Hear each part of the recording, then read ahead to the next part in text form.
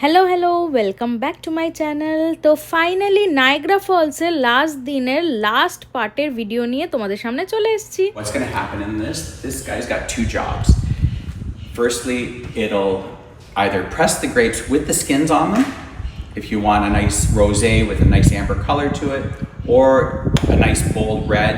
It'll press them and then actually let the grapes the juice kind of muddle in there with the skins for a little bit longer if they want a deeper red onto those nice rich red grapes. If we're doing a nice clean Pinot Grigio, Sauv Blanc, Riesling, where you want it to be clean, crisp, clear, they will actually press the grapes without the skins. This machine somehow knows how to separate the skins from the must and press them. What's going to happen after that, it's going to go through a filter, come down to the hopper here, they're going to put a hose onto here, connect it onto this one. They're going to fill this guy right up, and this holds 33,000 liters of juice. Wow. Approximately 40,000 bottles of wine. So, our next one, we're going to have a choice between two reds. Our nice তো তোমরা যেরকমটা ভিডিওতে শুনলে ওনার কাছ থেকে, যে উনি explain করছিলেন আমাদের যে ওয়াইন কিভাবে তৈরি হয় এবং মানে আঙুর থেকে যে তৈরি হয় সেই আঙুরগুলোকে প্রেস করা হয়, আর মানে ওটা উইথ স্কিন মানে আঙুরের খোসা সমেত প্রেস করা হয়, আবার খোসা ছাড়াও করা হয়।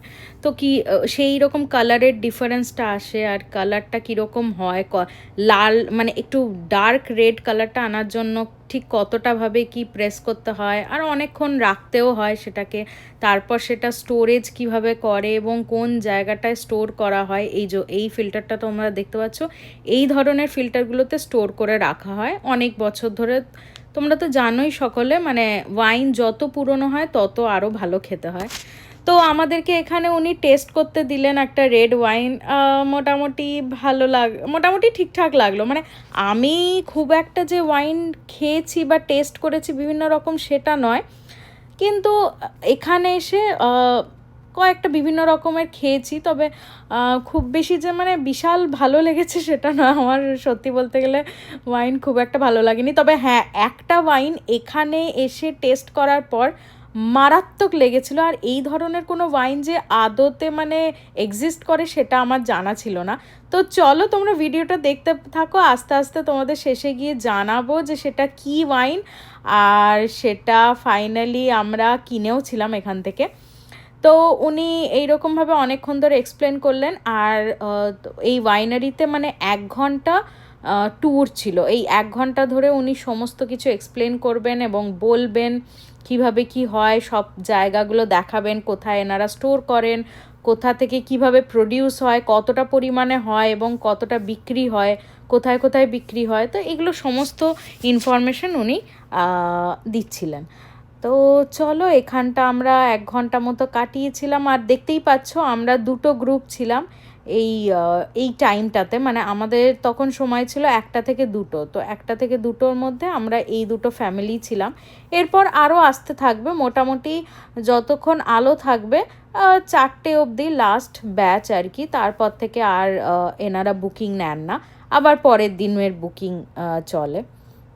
তো এই ওয়াইনারিটা মোটামুটি বেশ ভালো লাগলো, অনেকটা বড়। আর এই জায়গাটা আরও বেশি ভালো লাগে কারণ ওয়াইনারিগুলো সচরাচর মানে একটু ফাঁকা ফাঁকা জায়গায় হয়, একদম ফাঁকা চারিদিক। তো আরও বেশি ভালো লাগছিলো কারণ নেচার চারপাশে ন্যাচারাল বিউটি ছাড়া আর কিচ্ছু নেই, আর ফাঁকা পিসফুল কাম। তো এই জায়গাগুলোতে আসতে আরও বেশি মজা লাগে। তো চলো ওনার কাছ থেকে শুনে নিই আর কীরকম কি বলছে, তো তোমরাও শুনতে থাকো।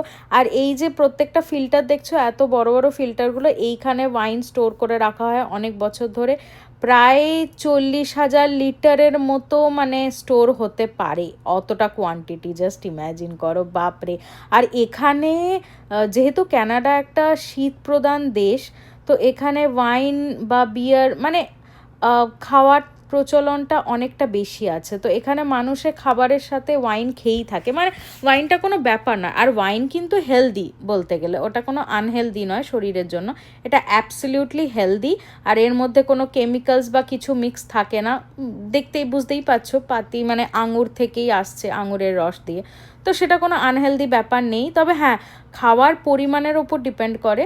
আর এখানে মানুষজন খুব বেশি খায় তা নয়, পরিমাণে কম খায়, কিন্তু প্রায় প্রতিদিন বলতে পারো Every খেতে থাকে। particle, anything that's inside our wine, this is the last filtration. After it filters, it's going into these guys to just get held and sit until they want, like if they're gonna put this Barrique style, they'll put a bag of oak chips in the bottom of these tanks before they fill them up. It'll kind of sit there, muddle a little bit with the oak chips in there, get that nice little bit of vanilla. If it's just gonna stay in stainless, they hold it there until they bottle. Or if it's gonna go into barrels, oak barrels, then they'll bring it here, they'll steam the oak barrels, open up those pores, then fill those wines into those barrels. Any questions? How many barrels is one of these tanks? See, typically you won't put all the tank in it. Oh, okay. You blend. তো এখানে কি বলতো, লোকজন মানে লাঞ্চের সাথে বা ডিনারের সাথে একদম অল্প করে খেয়ে থাকে। তো যাই হোক, এখানে না হলে ঠান্ডাটা মানে স্পেশালি উইন্টারে সারভাইভ করা খুব মুশকিল, কারণ ঠান্ডাটা মানে সেই লেভেলের ঠান্ডা পড়ে। এখানে গরমকালটা ঠিক তোমাদেরকে বললে বুঝতে পারবে, মোটামুটি আমাদের এখানে কানাডাতে টরন্টো জায়গাটায়, টরন্টো ডাউন টাউনে মোটামুটি টেম্পারেচার গরমকালে 30 বা হ্যাঁ 30 অবধি যায়, তার বেশি খুব কমই হয়, 32-33ও যায় মাঝে সাঝে কয়েকদিন, কিন্তু বেশিরভাগ সময় 30 অবধি যায়।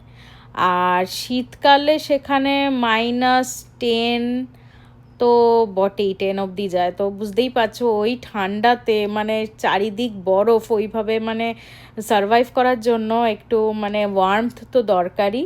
আর তার জন্য ওয়াইন বিয়ার এইসব খাওয়াটা একটু ভালো, একটু হেলদিও, কিন্তু খুব বেশি পরিমাণে নয়। আবার যেরকম বললাম, কোনো জিনিসই বেশি খেলে সেটা শরীরের পক্ষে ক্ষতিকারক, তো একটু অল্প করে বা কম করে খেলে ভালোই জিনিসটা।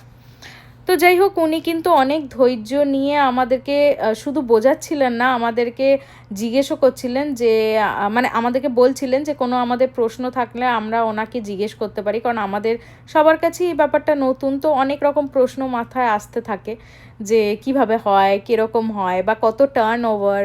তো যাই হোক, উনি খুব পেশেন্টলি আমাদেরকে প্রত্যেকটা প্রশ্নের উত্তর দিচ্ছিলেন এবং খুব সুন্দর করে বোঝাচ্ছিলেন, খুব মজা লাগছিল। এইটা আমার লাইফের ফার্স্ট ওয়াইনারি ভিজিট, তো আমার সেই জন্য বেশ মানে এক্সাইটিং লেগেছিল ব্যাপারটা। Now, but this is not geared toward the ice wine bottles. You gotta push it in, separate it depending on the bottle so they don't tip over. You'll grab the bottles, push them through here, single file. When it gets over here, this machine will grab the bottles. As it's tipping it upside down, it's gonna be spraying in water at very high pressure. As it gets halfway in, it's gonna be draining that water, blowing air into them. You can't have even a speck of dust left in a bottle because then it'll taint the wine. Any water, any dust, the wine will be corked and it'll be bad. It happens. I've gotten some. I know customers have gotten it. Wineries that are reputable will take the wine back, either exchange it or refund it. They don't care. It happens. They know it happens. They can't control it. After the bottle's nice and dry, it'll come back on the conveyor belt again here. It'll spin up. It'll push up, grabbing the bottle, and as the bottle spins around, it'll go around the circle filling up with wine. It'll drop it here. Here it has two choices. We have corks and we have screw caps. It's been proven that screw caps are just as good, if not better, than corks for aging wine. People associate good wine or higher end wine with cork. With corks. But cork being a wood product, cork can shrink as it dries out, like wood. And with age, then you get air into it and your wine is no good. So, and they've proven because the screw caps have little perforations right around the top of the cap that you can barely see, but that allows for air expansion and contraction, which also helps in aging the wines. So once it gets either the screw cap or the cork, it'll come along here. If it's a screw cap, they'll crimp it. The bottle will get marked with the type of wine that's in there and the date. It gets burned onto the bottle. You can see the bottles there. If you turn them around, sometimes they're partially covered with a label, but you can actually see what wine's in there. When we are done with the wine, it doesn't get a label, even though this is our labeler. Shoots off to the end. They'll load them into a case. They'll just fold over the ends, and on the end of the case, they'll put like a sticker saying what type of wine it was. So So you'll have 2 dates on there. You'll have the date that it was pulled off the vines, which is the harvest, which will be the vintage, and then the date that it was bottled. So we always go by the vintages, and the date that it was bottled is just for VQA purposes. We will put them in unlabeled. তো তোমরা যারা wine খাও বা ওয়াইনের ব্যাপারে জানো তারা আরও বেশি জানবে ব্যাপারগুলো কতটা সেনসিটিভ বানানোটা, মানে শুনতেই পারলে ওনার কাছ থেকে যে মানে একটু ডাস্ট বা একটা ধুলোকণা পড়লেই পুরো ওয়াইন নষ্ট এবং সেটা ফেলে দিতে হবে। সেটা মানে যদি টেস্ট করে দেখে যে ওরকম নষ্ট, মানে সেটা কোনোভাবেই ইউজ করবে না বা কেউ নেবেও না ঠিকই। আর নিয়ে যদি দেখে এরকম নষ্ট তো তাকে টাকাও ফেরত দিতে হবে মানে দোকান থেকে। তো এরকম ব্যাপার, যাই হোক। আর এরকম করে নাকি প্রচুর ওয়াইন নষ্টও হয়, সেটাও ঠিক। আর আরেকটা জিনিসও আমি ভাবছিলাম যে জাস্ট ভাবো মানে আঙুরের একটা আঙুর প্রেস করলে কতটা পরিমাণে আসতে পারে জুস, খুবই কম, মানে কতটা পরিমাণে কম। আর সেখানে কত কত আঙুর গাছ লাগাতে হবে যাতে এত পরিমাণে মানে শত শত লিটারের যাতে ওয়াইন আসে। কারণ ওয়াইন তো প্রচুর চলে, গোটা ওয়ার্ল্ড ওয়াইড ওয়াইন খাওয়ার মানে প্রচণ্ড ক্রেজ। তো তার মানে কতটা বেশি পরিমাণে আঙুরের চাষ করতে হবে, আর তার জন্য বিশাল বড় জমিও থাকতে হবে, আর তার জন্য অবভিয়াসলি পয়সা তো থাকতেই হবে। আর এখানে প্রত্যেকটা ওয়াইনইয়ার্ডের মানে বিশাল বড় জায়গা, আর এখানে মানে শুধু বাড়ির সাথে ওয়াইনইয়ার্ড, বাড়িও কম, মানে ওয়াইনইয়ার্ডে ভর্তি পুরো, মানে চারিদিকে জমিতে ভর্তি, যেখানে মানে একর একর জমি ধরে শুধুমাত্র আঙুর ফল চাষ হচ্ছে। তো যাই হোক, এই সব ব্যাপার। আর এইগুলোই ওনার কাছ থেকে শুনছিলাম। এখানে এরকমভাবে বক্স রাখা আছে, হয়তো মানে এখানে শালগুলো দেওয়া আছে বক্সগুলোতে, ধরো তো শাল থেকে আমরা বুঝতে পারবো যে কতটা পুরনো সেই ওয়াইনের বটলটা। তো চলো আমরা এখানে চলে যাচ্ছিলাম, এইগুলো সব দেখা হয়ে গেছিলো।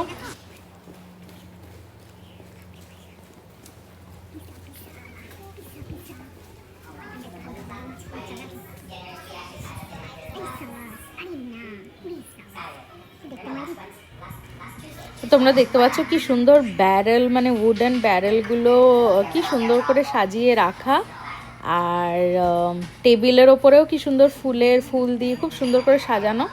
তো এখানে কোনো ওনাদের মানে ছোটোখাটো পার্টি হলে বা কেউ এলে পারে এখানে এই জায়গাটাতে এরকম মানে ডেকোরেট করে এরকম ইভেন্ট বা পার্টি রাখা হয়। তো জায়গাটা সত্যি খুব সুন্দর। আর তোমরা দেখতে পাচ্ছ পেছনে একজন ভদ্রলোকের ছবি টাঙানো আছে, উনি হচ্ছেন এই ওয়াইনইয়ার্ডের মালিক, মানে ওনার। তো উনি তোমাদেরকে আগের ভিডিওতে হয়তো বলেছিলাম উনি জার্মানিতে থাকেন, আগে কানাডাতেই থাকতেন। তো ওনারই ওয়াইনইয়ার্ড, আর উনি স্পোর্টস কার মানে কার রেসিং এর সাথে যুক্ত আর কি। ওনার কার খুব পছন্দ, বিভিন্ন ধরনের কার। তো এখানেও অনেক সময় মানে কার রেসিং যখন হয় ক্যানাডাতে, স্পেশালি এই লোকেশনটাতে নায়াগ্রার, তো উনি আসেন এবং পারফর্ম করেন। আর এই সব গল্প করতে করতে জানতে পারি এক ধরনের নতুন ওয়াইন হয় যেটা হচ্ছে আইস ওয়াইন। মানে আমার কাছে নতুন, আমি প্রথমবার শুনছি এই নামটা। সবাই যারা হয়তো খেয়েছো বা ট্রাই করেছো তারা তো জানোই। তো উনি বার করলেন আইস ওয়াইন এবং আমাদেরকে টেস্ট করতে দিলেন। আর একটা সিপ নেওয়ার পর মানে আমার এতটা ভালো লেগেছিল, মানে ভাবনার বাইরে। আর আমার বরেরও খুব ভালো লেগেছিল। আমাদের দুজনের মোটামুটি টেস্ট বলতে পারো একই, প্রায়। তো এইটা একটু মিষ্টি টাইপের ছিল, মানে এর মধ্যে হানি ইনফিউজ ছিল, তো হানি ছিল আর একটু মিষ্টি, কিন্তু একদম চিল্ড আইস ওয়াইন যেহেতু, তো বুঝতেই পারছো একদম চিল্ড। আর টেস্টটা আমাদের দুজনের এতটা ভালো লেগেছে, এত অদ্ভুত লেগেছে যে আমরা তখনই ঠিক করলাম যে এই আইস ওয়াইনের একটা ওয়াইন কিন্তু নিয়ে যাবো আমরা। তো এখান থেকেই কিনবো আর কি। তো এত ভালো লেগেছিলো আইস ওয়াইন। আমরা কিন্তু কখনো এর আগে আইস ওয়াইন টেস্ট করিনি, বাট এটা আমার বেস্ট লেগেছিলো, সত্যি খুব সুন্দর খেতে ছিল। তো যাই হোক, আমরা ওনাকে বললাম, তো উনি বললেন হ্যাঁ বাইরে আসুন, বাইরে কেনার অপশন আছে। তো আমরা তো চলে গেলাম ওনার সাথে গল্প টল্প করে। আর উনি দেখাতে নিয়ে গেলেন যে সেই ওয়াইনটা আর কি কোথা থেকে কিনতে পারবো। আর দেখো আমাদের সাথে আরেকজন যারা ফ্যামিলি ছিল তারা কিন্তু মানে ফ্যামিলি ঠিক নয়, তারা মানে ফ্রেন্ডস আর কি, দুজন ফ্রেন্ডস আর কি এসছে ঘুরতে, তো কলেজে পড়ে তারা।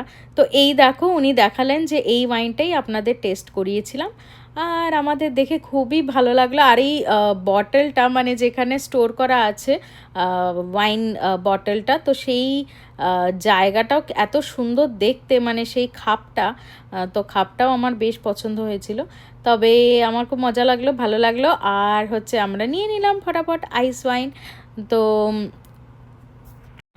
আর যথারীতি উনি বললেন যে বেশি নাড়ানো ঝাঁকানো যাতে না হয় সেইভাবে, মানে একটু সাবধানে ক্যারি করে নিয়ে যেতে, বেশি নাড়ানো যেন না হয়। তো আমরা তো কাছেই মোটামুটি থাকি, নায়াগ্রা ফলস থেকে টরন্টো ডাউনটাউন খুবই কাছে, মানে খুব একটা দূর নয়, একটা মানে লোকাল ট্রেনে, সিঙ্গেল ট্রেনে একটাই ট্রেনে চলে আসা যায়, তো ট্রেন চেঞ্জও করতে লাগে না। তো আর আমরা খুব সাবধানেই নিয়ে যাব, কোনো অসুবিধা নেই। তো যাই হোক, সেই জন্য আমরা ওয়াইনটা নিয়ে নিলাম খুব সাবধানে। আর হ্যাঁ, তোমাদেরকে বলি বন্ধুরা, আমরা যখন বাড়িতে এসে খেয়েছিলাম ওটা মানে ভাবতে পারবে না, হেভেন। আর তার সাথে ধরো ফ্রেঞ্চ ফ্রাইজ, তারপর চিকেন যারা খাও তো চিকেনের কোনো একটা রেসিপি, কষা হোক, চিকেন কষা, ইভেন তুমি ডিনারে লুচি ফুচির সাথেও খেতে পারো, লুচি দিয়ে চিকেন কষা, তার সাথে ধরো এই আইস ওয়াইনটা অসাধারণ ছিল, সত্যি তাই। মানে আমরা লিটারালি লোভ সামলাতে পারিনি। আমরা হয়তো ওখানে তো পাওয়াই যাবে টরন্টো ডাউনটাউন থেকে, কিন্তু তাও ইচ্ছা ছিল যে এইটাই নিয়ে যাওয়ার এইখান থেকেই। তো যাই হোক, নিয়ে নিয়েছিলাম।